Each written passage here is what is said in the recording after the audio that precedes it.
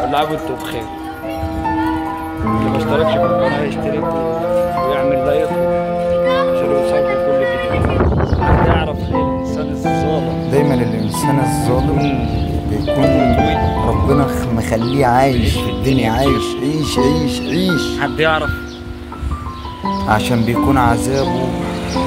عايز اقول لكم على حاجة متأكد مليون في المية ان في ناس خلي بالكم من نفسكم، ركزوا في نفسكم، ما تحقدوش على حد، ما تكرهوش حد، ركزوا في نفسكم، خليكم في نفسكم.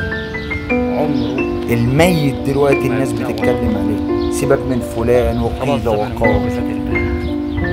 ده الواحد شاف العجب والله العظيم. احنا من بره نبان ان احنا شباب ومن جوه كده عواجيز.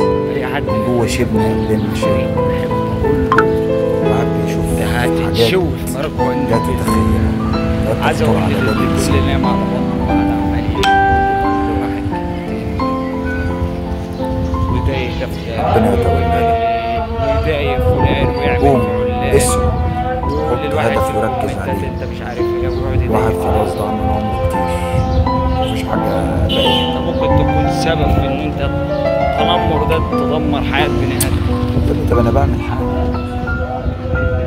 ناس بتنتحر بسبب التنمر.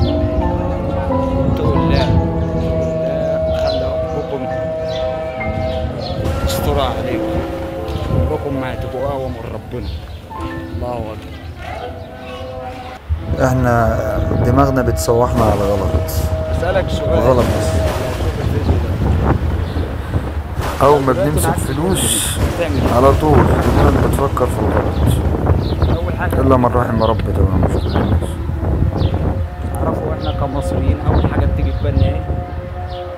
او عامه العرب اول حاجه بتيجي في بالنا بالنسبه جيل للرجاله التسعينات ده كله اتفرم، مش اتفرم ده واللي فين اتفشخ. يكتب يحط والله العظيم ايموشن ضحك ويسكت. والبنات طبعا مش هتفهم، وفي بنات هتفهم. ربنا